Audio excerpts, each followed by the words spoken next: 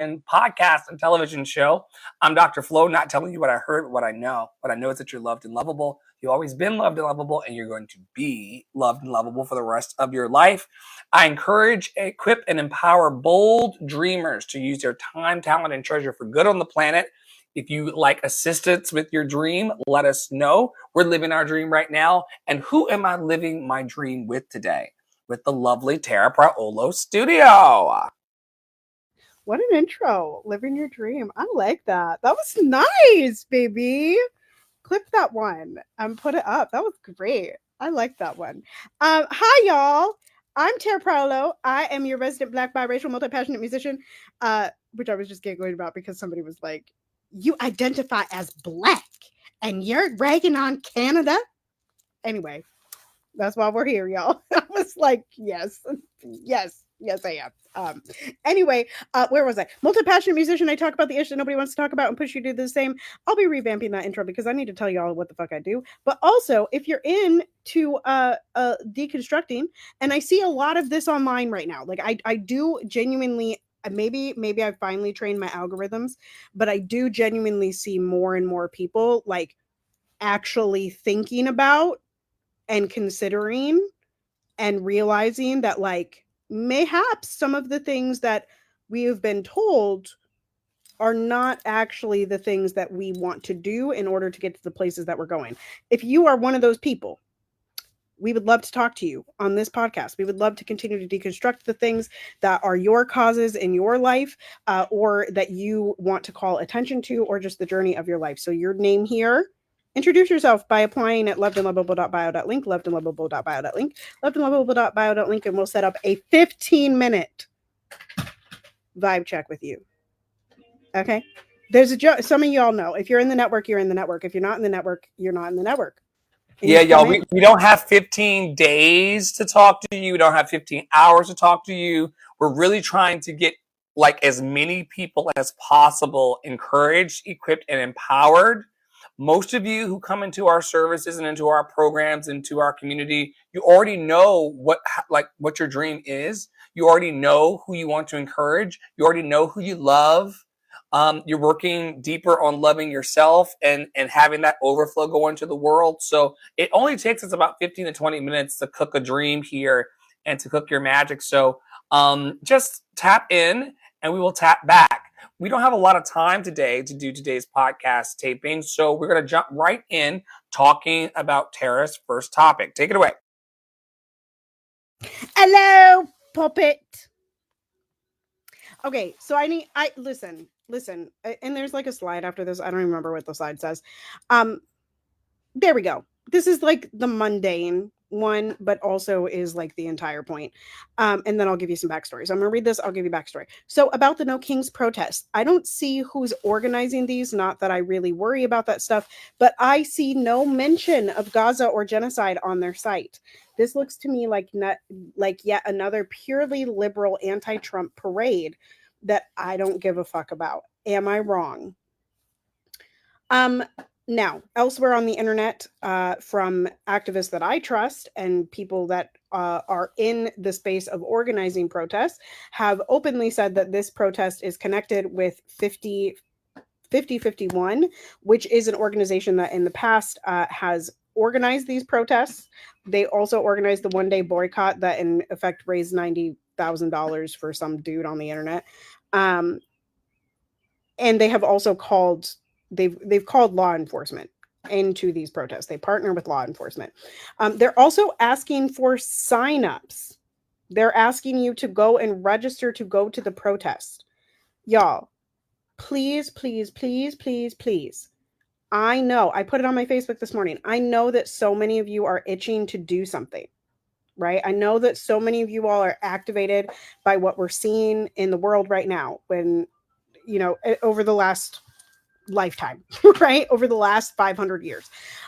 However, I need y'all to like actually listen to those marginalized groups that are telling you exactly what to do, right? Because this kind of thing, it really gives allegedly white Democratic ops, and I've seen that narrative a lot online right now that this organization in particular is an organization that is just like the Democratic Party's last attempt at getting people back behind it. So if you do choose to go to the protest, please be safe. Please follow all the rules. Erase your phone. Leave it unlocked. Don't take pictures at the protest. That's weird. And don't post them online with other people's faces in them. Don't do that. You're endangering other people, right? Make sure you're hydrated. Make sure you have a safe plan to get out. All of those things. And please do not follow the advice. There's some joker online, okay, saying that if trouble erupts, you should sit down. This is not a sit-in. This is a march. Do not do that when there are people trampling you. Don't sit down. Don't sit down. Don't sit down if people are moving quickly. Well, I have to interject.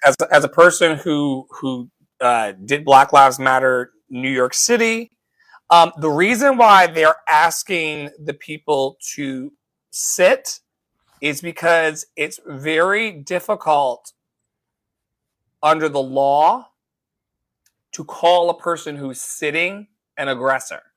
So we were actually trained as marshals in Black Lives Matter to when the authorities advanced to crisscross applesauce down, but you're not crisscross applesaucing down. This is the caveat that she missed a bit.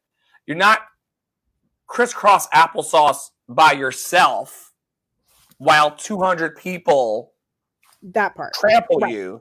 You're sitting down as 200 people. It's a collective action. If you are kettled or if you see cops approaching and the group decides to sit down, sit down. Don't be the stander, okay? Don't be the stander. But if there are people running around you or walking around you, don't just sit down in the middle of that. That's dumb. That's really stupid. Please don't do that. Please don't do that. But yes, and I wouldn't go to a protest alone the first time. I would not go without a comrade. There are other little things that I'll tack on. Write the phone number to your local legal aid in not permanent marker, but in marker on your body, perhaps permanent. And make sure that you have. Maybe we should do like a resource page or something where we outline things to take with you to a protest, while understanding that being in the street is not the only way to protest. Some of you can phone bank. Some of you can come to creative coalition spaces where people are talking about liberation and how to move that forward. There are a litany of things that you could do that doesn't put you in harm's way. Just know that resistance in any form is what's necessary to overturn fascist regime. I yield. I just wanted to explore the caveat of why people sit in protest. And I would also encourage everybody to get very, very familiar with what it means to de-arrest someone from authorities. There's a process that you can use to take someone back from the cops. And I've done that on a few occasions where a comrade was being taken away as an example. They'd love to separate out the leader, because if you separate out the leader or jail the leader, then the people who came with the leader or following the leader will dissipate, or their resolve will be crushed. That was one of the major questions that I was asked when I was doing Black Lives Matter work in New York City. And I did a lot of it. The cops would approach me as a marshal and say, who's in charge here? The answer to that question is the person they're going to try to take first. When they do take your friend, be prepared to snatch your friend back. I'm not sure we're going to talk about it later on the podcast, but we outnumber the military and the police 10-1. There's 10 of us for every authoritative person. So I would not be afraid as long as you are ready to do what needs to be done for liberation. It could be a rubber pellet to your leg. There was an Australian or British We'll fact check it, or you can fact check me and send me a message here at the pod. AskDrFlo@gmail.com if you want to tell me about my life. I don't mind critique. And I can talk about multiple things at the same time. But if you're going to, like, there was a reporter that took a rubber bullet to the leg. Well, it shattered his leg in a way where he needed surgery. You know, the young lady who took a rubber bullet to the face. Like, don't go out here in these streets if you're not prepared to get a non-lethal bean bag or rubber bullet to the trap.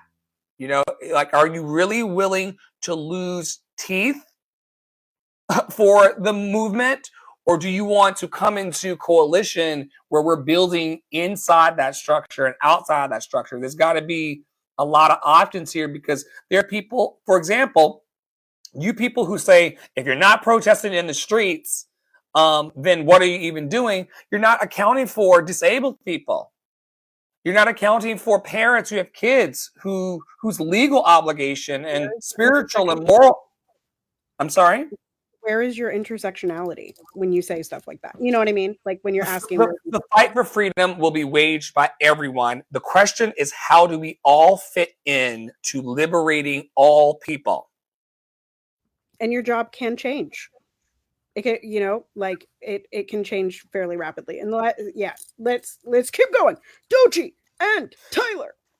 So over the week, no, it wasn't the weekend. On Monday of this week, the BET Awards happened. I believe it was in Atlanta. And of all of the celebrities, Black, that spoke on stage, and all of the celebrities in the room of all colors of humanity, there were only two that spoke directly to what's happening in Gaza and what's happening in LA and what's happening as it relates to Black history and critical race theory in this country.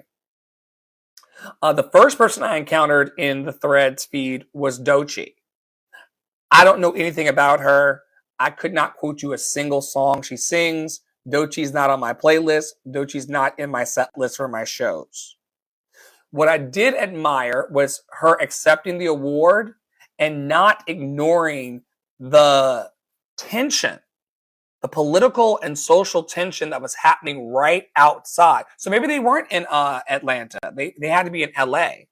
If she was saying right outside our doors is this grievance. I really appreciate Doechii for speaking up for trans people, gay people, Black people, Palestinian people. Like, your fave celebrities, and drop me a chat if you got a favorite celebrity. Your favorite celebrities, one of mine is Beyonce. Beyonce's never said anything about the riots. Beyonce's never said anything about Palestine. She's never said anything about Israel isn't real. These people who have money tied to the establishment, a lot of it is Zionist money. They have a gag on themselves as it relates to social justice issues. Doechii speaking up and saying, like, I will not ignore the oppression was a powerful move. I thought that she was an industry plant, frankly. But I don't believe that any industry plant would move like that. An industry plant or a person who is in the industry move the way our fave Keke Palmer did. When Doechii was on stage speaking up and they cut to Keke looked like, what is happening here? Because the fact is, the bag itself, you all talk about getting to the bag itself is Zionist. The bag itself is imperialist. The bag itself is oppressive. Moving on to Tyler Perry spoke so passionately and powerfully about the ways in which Project 2025, which we haven't talked about in a while, is moving forward. Like, these assholes are moving forward after years of prep, some would say even decades of prep, to erase the history of a whole culture and nation of people. Black people, African American culture. And I love what he said about it, Tara. He said they're trying to erase our footprints. We got 400 years of footprints, beauty and terror, laughter, joy, and pain. You got 400 years of it, and you have a whole segment of the population, not all white people, allegedly white people, not all black people, allegedly black people, not all Latinos, allegedly Latino. Like, it's not everybody, but there's enough people in power to try to say that our history did not happen. Newsflash, our history did happen. It was tragic. It was one of the greatest travesties, and it is a blemish on American history. The fact that you all won't name the suffering and seek to heal the suffering as people in power, as the ruling class, tells us a lot. And Tyler made an excellent plea as it related to not allowing people to erase our history and our footprints, but also the power in us creating our own footprints right now. So I will open for comments from Tara about either Doechii and or Tyler. Did you track? Do you watch BET and the BET Awards? I don't really watch any award show. Like, if I happen upon them, like the Tonys, I knew were happening because of Audra, but I had no idea that this was happening. So like I really had no clue. Also, like, why is it on a Monday? Is it always on a Monday? Is the BET Awards always on a Monday? But anyway, like I don't know, but I guess I have no idea when award shows. I know that BET is co-opted in that the parent company do not represent the interest of Black people. So Sure. I was very surprised that they didn't get cut. I think it was live. Doechii's comments seemed like they were pre-prepared, but I don't. Doechii's. I saw you repost Tyler's, but I didn't watch it all the way through. But so like, and I was quite frankly surprised too that they didn't just like cut away from her, because it seemed rehearsed. It seemed she was very steadfast in what she was saying, and very, very powerful in the way that she said it. And so I was pretty surprised that it was circulating at all, but I mean, do you think it was a situation where she was like, I'm only accepting this award if I'm able to say what I want to say? Do you think she has that much power over the network or over the award system? No, I do not. Me either. But then Poppy Water has a conspiracy theorist that they were speaking on purpose. I don't know where to land with it. I do recognize the silence of everybody else. Yeah. That I think any amount of speaking up in rooms full of power, because I don't think we saw that at the Tonys. Right? We didn't see anybody step up at the Tonys. We didn't see anybody step up at the Grammys. We didn't see, maybe a little bit at the Grammys. I don't remember.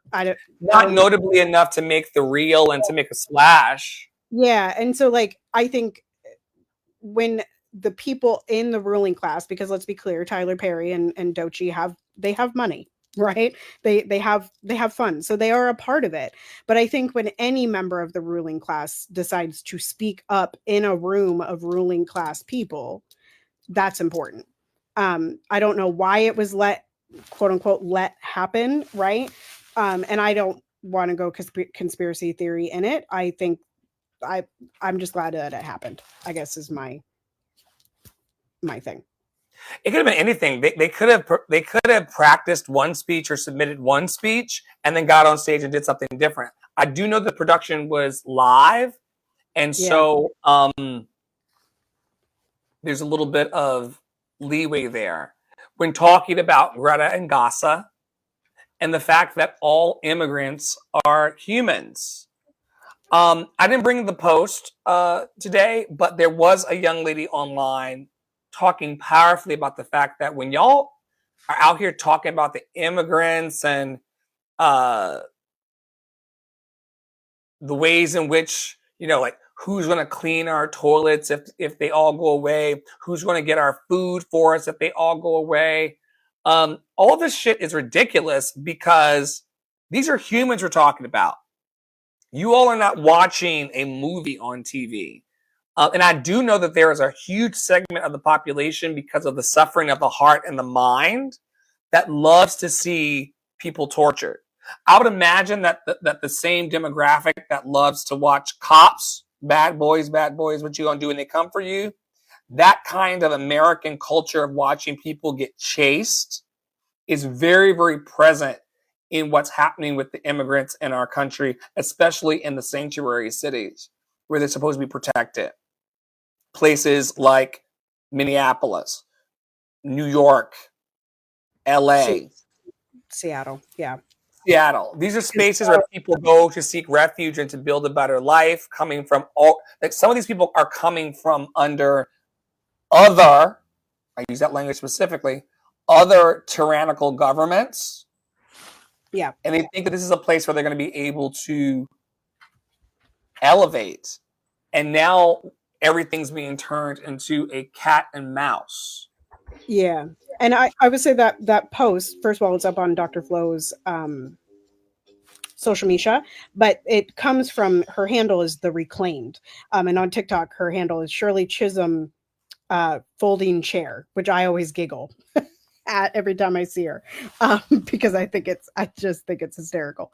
But yeah, she is, what she's saying is like, there's, and we had somebody, I brought a video, I don't know, months ago, kind of about this, that like, we are more than what we do, right? Like everybody is more than what we do. And we cannot justify humanity by what people give to society. Like that doesn't help. It just doesn't help.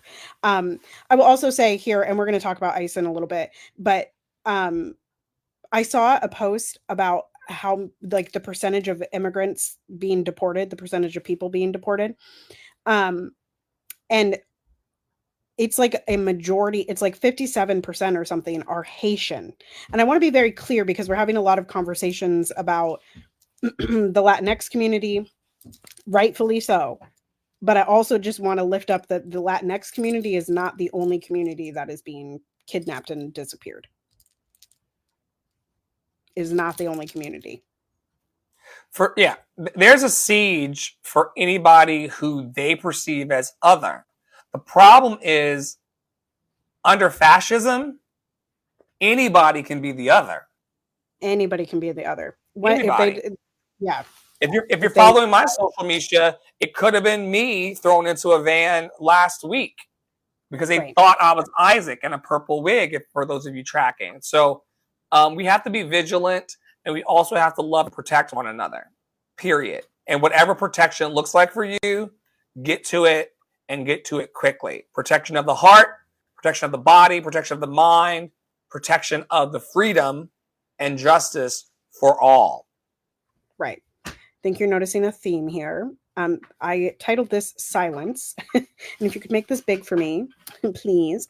It says, this is from Mystic Brew, BRU, for those of you on audio.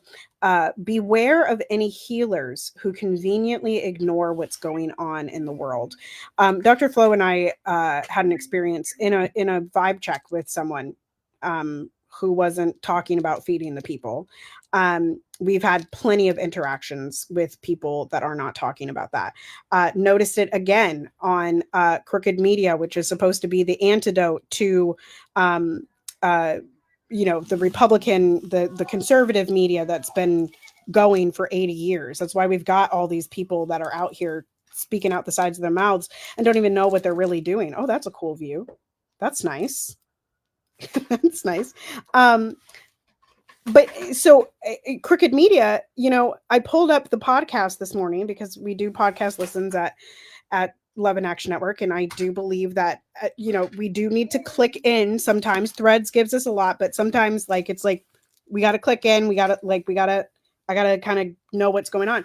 And the podcast was literally titled like Trump's,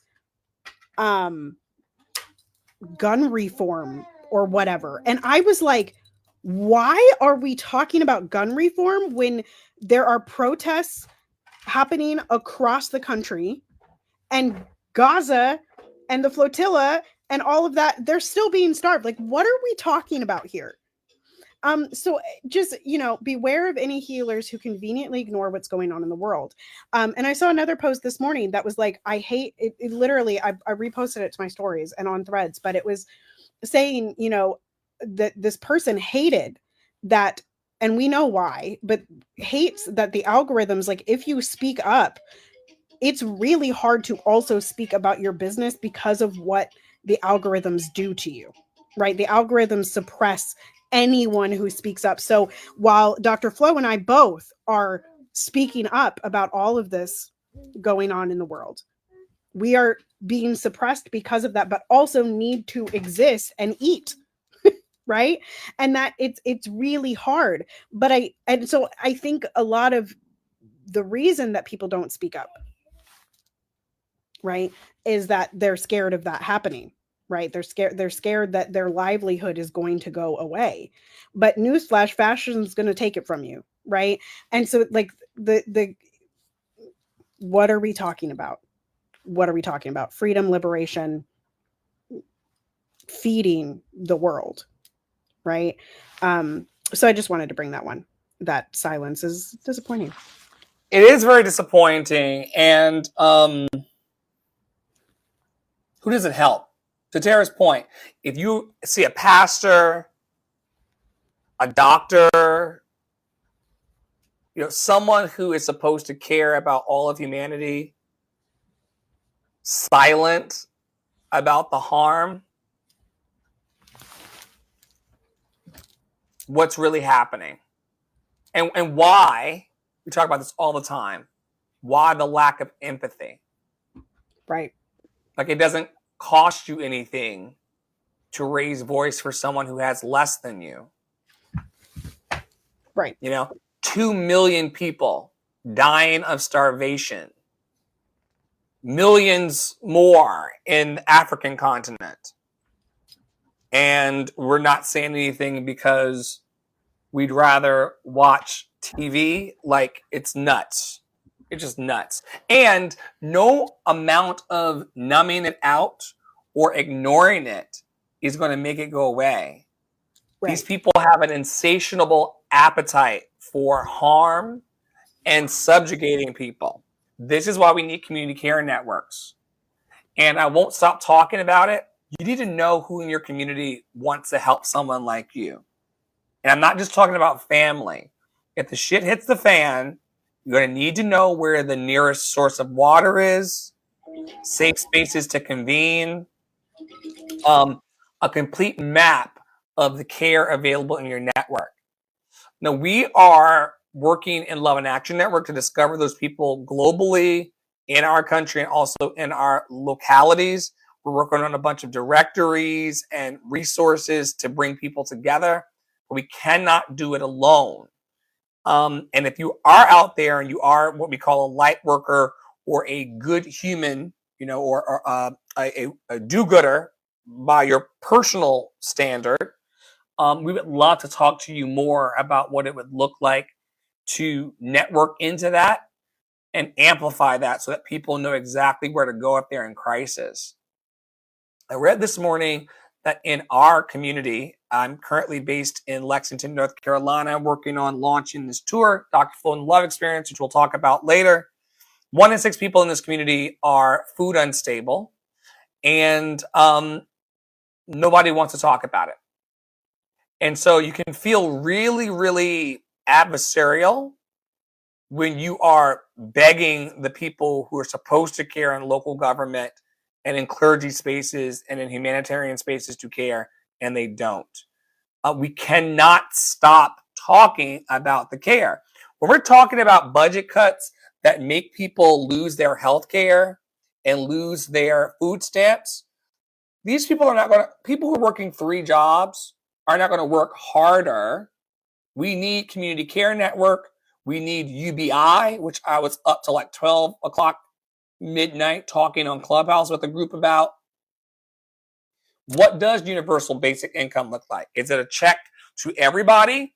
Or is it a process where you can use your phone to apply for rent assistance when your life goes tits up and you get that rent for the month as you rebuild, or the second month or the third month until you rehabilitate? There are no conversations on Capitol Hill about that right now. They're grilling the Treasury Secretary as he talks over every woman in the room.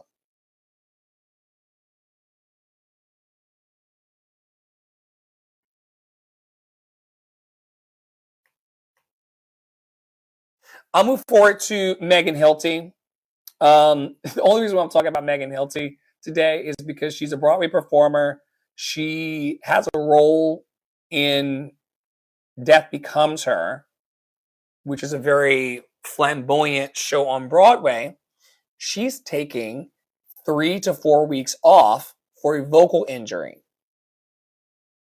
Her role will be covered by not one, not two, but 3 actors, which meant that the role was demanding in the first place, but Megan has that smash star quality and people would like to see her. That's how she got Tony nominated, but she's going to sit out for 3 to 4 weeks because of the demand. I need everybody out there, especially now as we're using our voice for social change and good, take care of your body, take care of your instruments. I've done 8 shows a week on Broadway. It is not for the weak. And there are ways in which you can do kindness to yourself.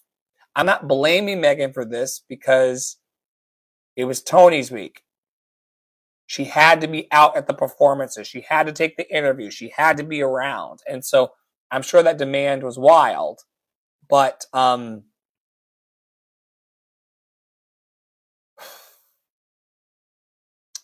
this industry, music, can eat a person alive. And I hope that she doesn't feel bad about caring for herself. That's where I'll land and get your thoughts. Megan, if you can hear me, I'm sure I can get a message to her if I wanted to through my connections. Good for you in taking care of yourself. And when the haters come into the comment section, and Lord knows they do, ignore them, because the way to stay fabulous is by healing yourself. The way to stay fabulous is by loving yourself. And I hate to see that happen. Vocal injuries always freak me out. I've had laryngitis and all kinds of things happen to me professionally because I didn't take a knee. And so I'm happy that she's taken a knee. What say you about people who need to take 3 to 4 weeks out of a performance in order to go and heal before hopefully a triumphant return? I hope that she didn't do anything permanently in there that, busted her up. I, like you, am proud of her for taking the time that she needs instead of pushing through. It highlights to me, as you said, the music industry will eat you up. It highlights to me how poorly, and yeah, there's going to be people that are going to be like, oh my God, but how poorly most vocal music is written. And most composers are not singers. And that is the truth of it. It has been true since the day that music started being written down. Bach is extraordinarily demanding on the voice. Mozart is demanding on the voice.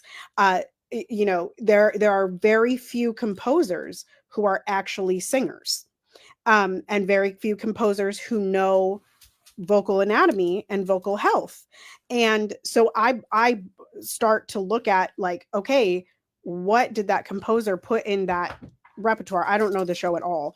That is causing damage to these singers.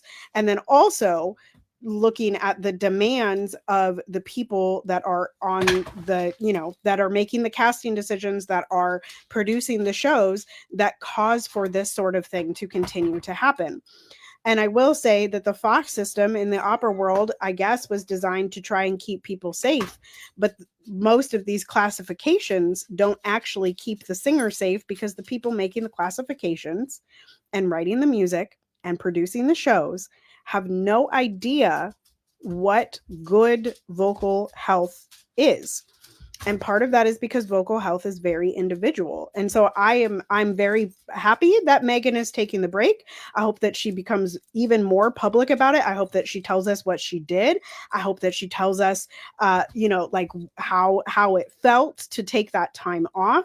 I hope that she falls in love with her voice over that time if there is any vocal change, and I hope that she gets the help that she needs through that. So that's what I will say, is that yeah, a lot of times we think that vocal injury is because of the singer doing something wrong, but the reality is that it's actually often the repertoire that they're singing being poorly written, or the scheduling demands of the shows that they're in not protecting the singer. Or super loud orchestration. Yep. Certain roles and opportunities are not supposed to be acoustically presented in the way Broadway theaters are small-ish. But people like Cassie Levi, when she was in Frozen, had to be on an earpiece all the time just to keep her voice balanced in the madness, because it can get quite crazy. And I've never seen Death Becomes Her, but I've heard it's a very demanding role for every lead. And yeah, I'm sure that if it's a vocal injury, that's because she was scoped and is just aware that like something has to change, or you could have permanent vocal damage, which keeps me up at night. But not as much as these idiots in ICE. Yeah. So I don't remember what I brought, but flip the page, please. And make it big, please. I can't read that. Okay. It says, and listen, I'm going to read the bottom one first. Okay. It says, if ICE disappeared tomorrow, no one's life would be worse. Millions of lives would be better. Abolish ICE. The top one says, and despite all the anti-blackness, it's still fuck ICE, and protect these vulnerable communities, including Black people, not because I want cool kid points, because it's the right thing to do and it aligns with my politic. Some of y'all only have this politic because it makes you look good. Wow. So some of y'all only do anything because it makes you look good, and we see you. Clock it. No crumbs. I'm just gonna leave that one there. Yeah. Oh, and this is good. This will also leave no crumbs. If this shit occurred anywhere else and for any other reason, the West would have liberated us by now. I am being so serious. The West would have liberated us by now. If mass law enforcement were nabbing people in mass, sending them to secondary locations, some of which are outside of the country, and able to do so with impunity, the U.S. would have made a statement already about this being a threat to democracy across the globe and have taken care of it. If the leader of any other country were planning a birthday parade with a military demonstration at the same time he is federalizing and mobilizing military units against civilians over protests were happening elsewhere, the U.S. would have given them their favorite brand of freedom. They'd be unabashedly referring to that leader as a dictator, and a 3-letter agency asset would be on the ground tonight. If candidates in a local election were grilled on the debate stage about pledging fealty to a foreign nation and asked explicitly whether they thought a religious ethno-state had the right to exist that did not belong to the city they were the mayor of, freedom would have rained from the sky by now. If a ship carrying aid to a population of people who are being systematically starved and annihilated in a genocide in their country were seized by a foreign government in international waters, carrying people on board from various foreign nations that are allegedly allies, happened anywhere else, if the Somalian Navy, what they love to call Somalian pirates, took that fucking ship, if the Freedom Flotilla were taken by the Somalian government, they'd have seen drones rain from the fucking sky. They'd have been reminded why a presidential candidate of last year felt the need to assert that the U.S. is the most lethal force in the world. They'd have gotten our very heavy-handed militarism. And we know the U.S. would have interfered because we have interfered everywhere else. Iran, Chile, Venezuela. This year, we tried to stage coup light in the Venezuelan elections against Maduro. Patrice Lumumba of the DRC, Thomas Sankara of Burkina Faso, assassinated for being communist dictators. Philly bombed a city block 40 years ago in 85 because the MOVE organization was anti-imperialist, anti-capitalist, and pan-African. The second the US and the West at large gets a whiff of anti-democratic sentiment that doesn't align with the needs and wants of empire, it is squashed militantly, aggressively, and very swiftly with no qualms about it. They'd have thousands of organizations across various causes, children's rights, women's rights, workers' rights, labor unions, making very full-throated statements about how we have to protect the sanctity of democracy for everyone, even the people we don't actually like. When it's the empire's violence, when it's the empire's militarism, when it's the empire's totalitarianism, all hands is off deck. Why? Why? You don't have freedom. You don't live in freedom. You live in the fabrications of freedom required by the empire to persist. If its very long, torrid history of incongruently pursuing liberation and democracy and freedom for oppressed peoples isn't something you picked up on yet, you probably never will.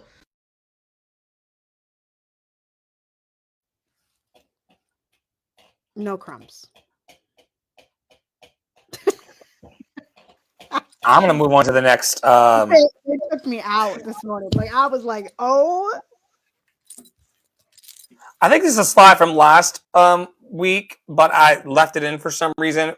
It works. Don't let the adulting disconnect you so far from the truth you just heard. You're going to look very unintelligent in the end for ignoring this. All of you. Those of you with associate's degrees. Let's start. Those of you with GEDs. Those of you with high school diplomas. Those of you with bachelor's, master's, doctorates. You cannot stand in front of me claiming that you're intelligent while ignoring what that young lady just said. She laid it all out, as Tara said, no crumbs. And being busy with your kids, being busy with work, fighting with your spouses and your lovers, moving the car, repairing the car. Like, I'm trying to go down the list of like all the things that people say is what's tying up their headspace. None of that is going to save you from the light workers and the healers and the humanitarians saying, whatever you were doing, or so whatever you are doing or were doing right now is what you would have been doing in the Holocaust. Whatever you are doing and saying or not doing or saying right now is exactly how you would have responded in the Middle Passage experience known as chattel slavery. It's a little too quiet coming from people who always like to beat their chest with me that they're grown. Y'all are grown about everything and smart about everything other than the recognition of suffering and solutions to heal it. I sat in a room last night for like 3 hours where everyone talked about AI coming for the jobs, and they were engineers and so-called credible people, not a solution in sight. You're going to have to yield to the smart people who want to heal it or shut the fuck up. Because this intentional disconnection thing that we're doing, where we're pretending like we're on each other's side, where we're still going, ain't going to work. Solidarity is the name of the game. And I love the idea that I've been hearing lately about indigenous solidarity.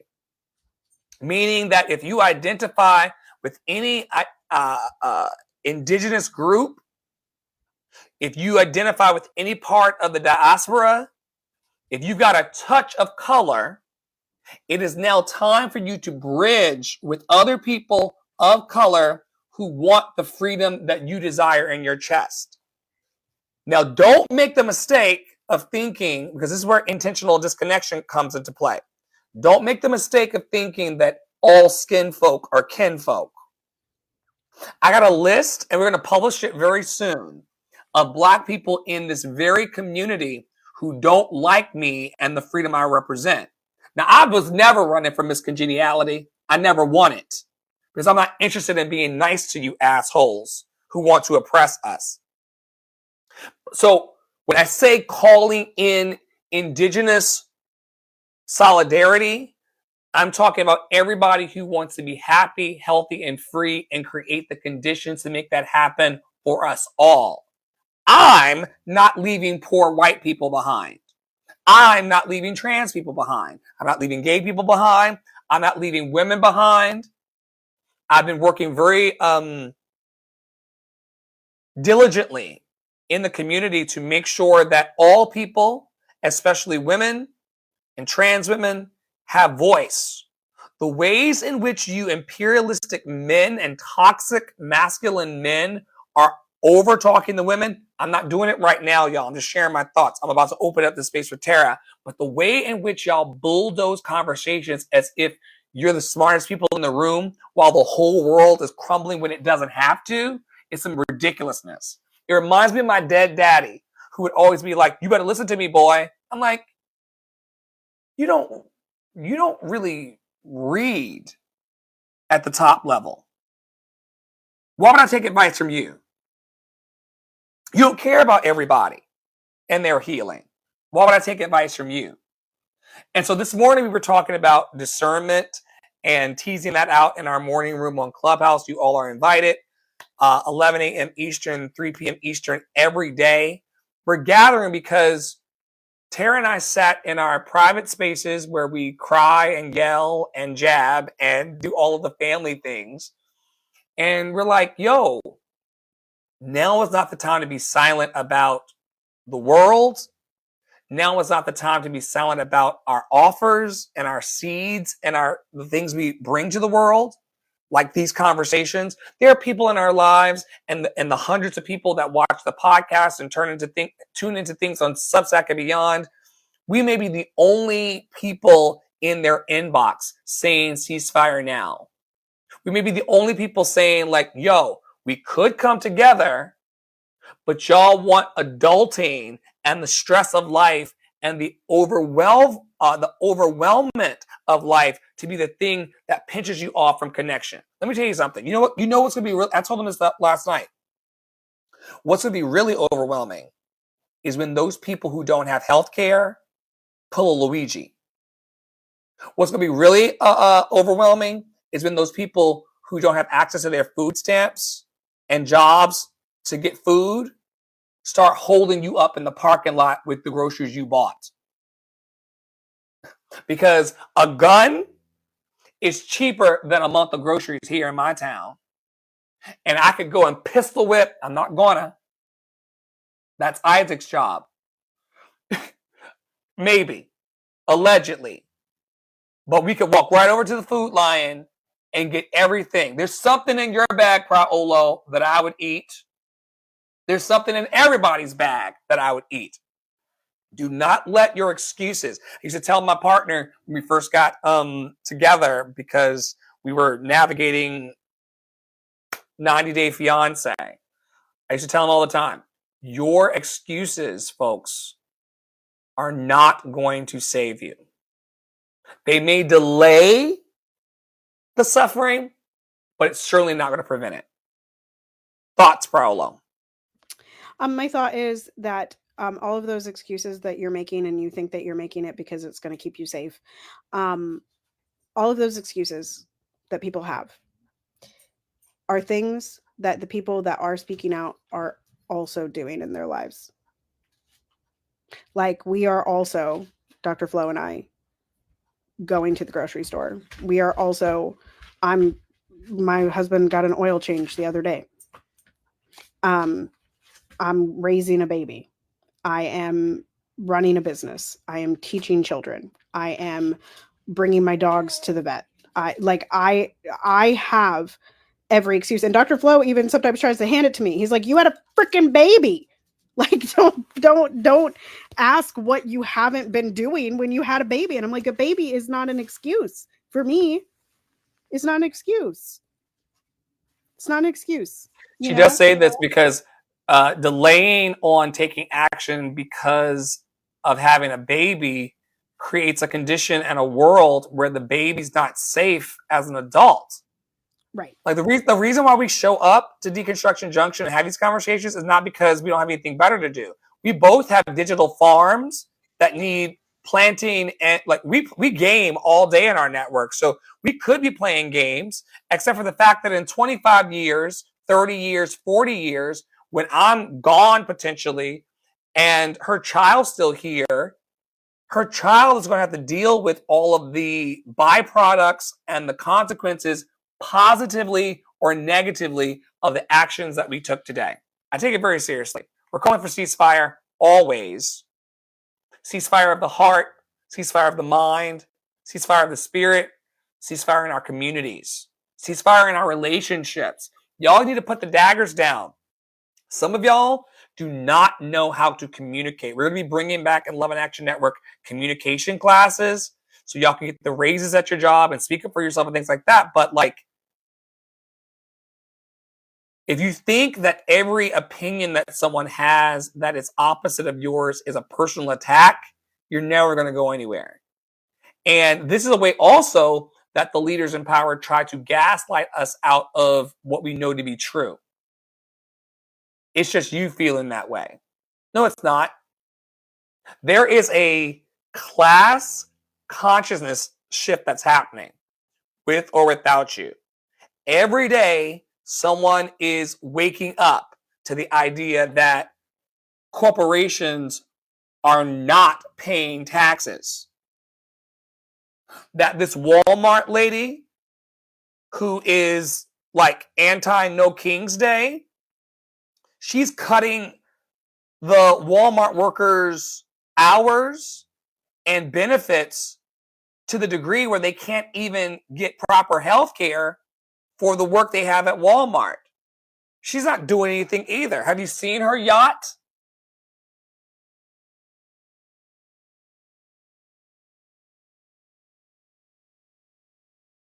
Found out about that smokescreen last night. That's a performance. This well-meaning billionaire mogul of Walmart, that she would speak out, and of course the liberals are booty clapping for her, like, oh, didn't she do such a great job at standing up to power? Not when Walmart could do more for everyday citizens.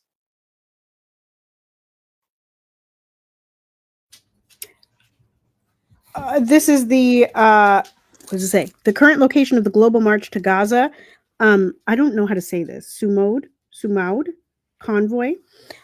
It's just showing where they are. As some of you may know, after the flotilla was kidnapped, essentially, while the people of the flotilla, the Freedom Flotilla, were kidnapped, focus shifted to this 7,000 strong and more, growing each day on this walk to Gaza to get aid to Gaza. And I think there's one more mayhaps on this. Yes, Dr. Flo posted this. I think the link is there, but we don't have to watch it because we're low on time. But so it says Israel's Hunger Games in Gaza, calling on starved civilians to walk miles to pick up food aid, then fire at them with heavy machine guns and tanks. I'm actually going to play it because there are some people who are getting away in their families and in their communities by saying they don't understand it or that they don't see it. Like, there's a way in which Americans and these so-called intelligent adults in our network and beyond act like nothing's happening, and they're gaslighting the fuck out of me. So this is what's actually happening.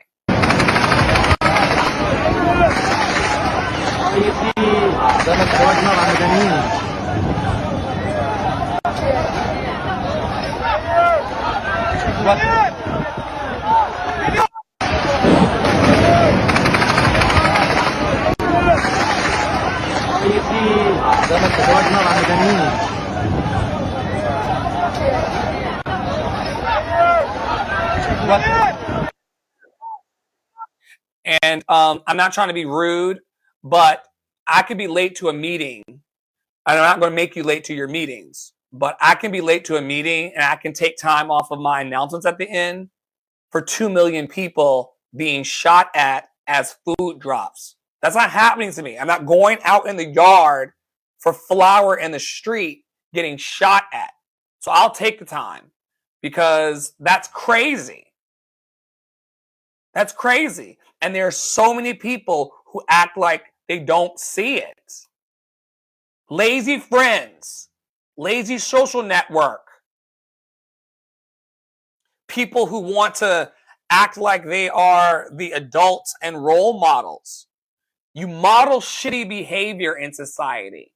And we're not calling you out because we want you to feel bad about your life. We do this thing where we call out to call in.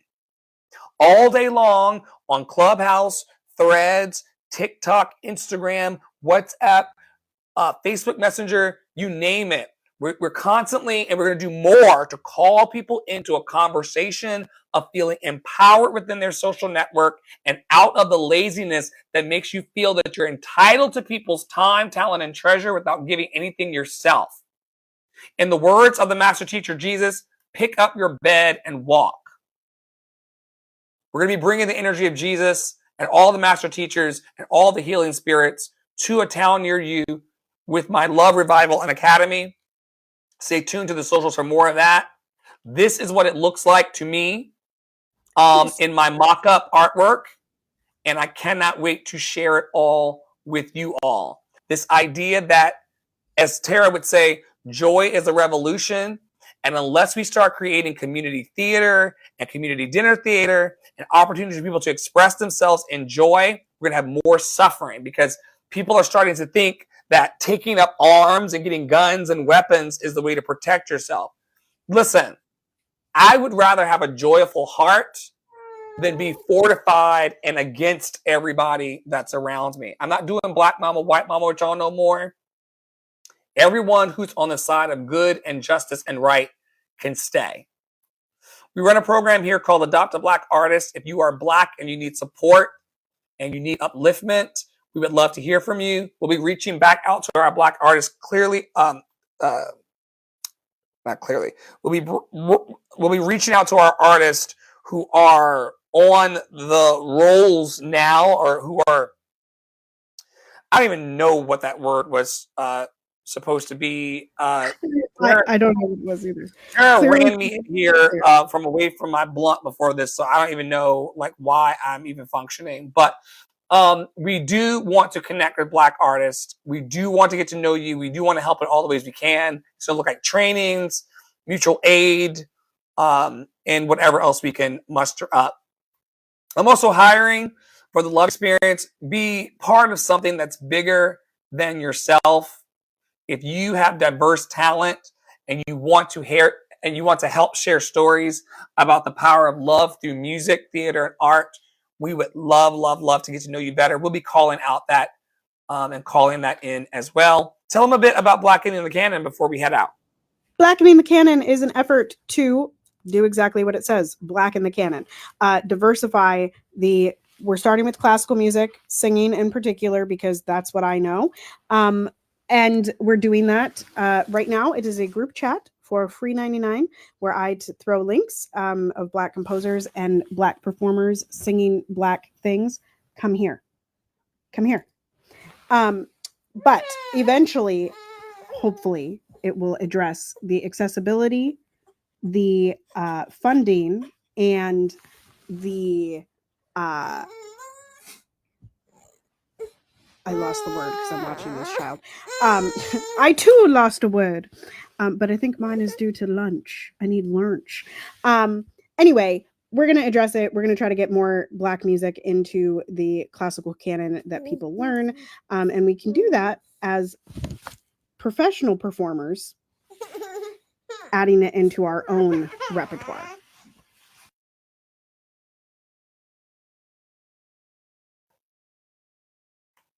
Thanks everybody for attending today.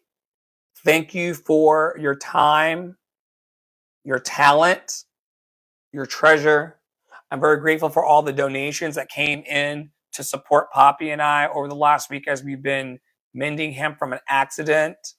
Thank you for all of the food. Tara sent me weeks of proteins and vegetables to help us along the path and to fortify the mind so that we can do this work. I'm super grateful.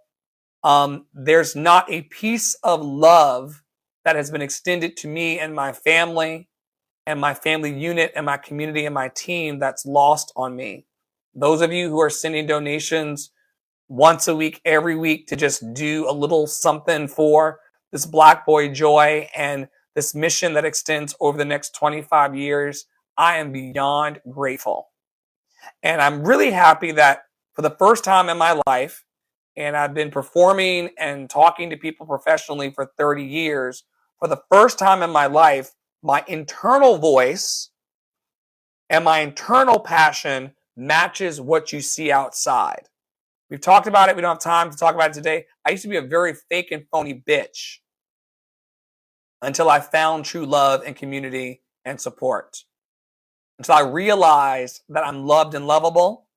I've always been loved and lovable, and I'm always going to be. Once I fell in love with this idea that I'm loved and lovable and worthy of love, it allowed me to stop up talking, you guys. Aren't you so glad to be with us today? I stopped all of that shit because life is real, but so is love. Tara, I'll let you close today. Not let you, but please close. You give me the space and hold space with me. And I just want to say thank you to you all, both Dr. Flo and the community at large, for holding both of us and doing the listening practices with us. And also for teaching me over the years what honest, open, willing, and available can mean in my body and my politic and my liberation and my, hey, no. Piper. So sorry, y'all. My child is trying to climb my quilt ladder. Yeah, that was a mama moment. We are not having that fall on my child. Anyway, with that, from all of us here at Love and Action Network, at PoppyWada33, at Andre in the Flow, at Tara Priolo Studio, Awesome Angie Enterprises and Novelties, Tony, who else did we see this morning? Cynthia, B, everyone, continue to be anti-racist, continue to speak up, be safe. Be safe and trust the people that are trying to help you. We're trying to help you. We're trying to help you. We're trying to help you. Be safe. Wear a mask, especially if you're going to a protest. Especially if you're going to a protest. One more time. Especially if you're going to a protest. Wear a mask. Make good trouble. Do good work. I love y'all hardcore. You are loved and lovable, and nobody can change that. Tell 5 people today. Joy is our revolution. Joy. Step into it. Belong to it. Walk in it today. And we will see you next time.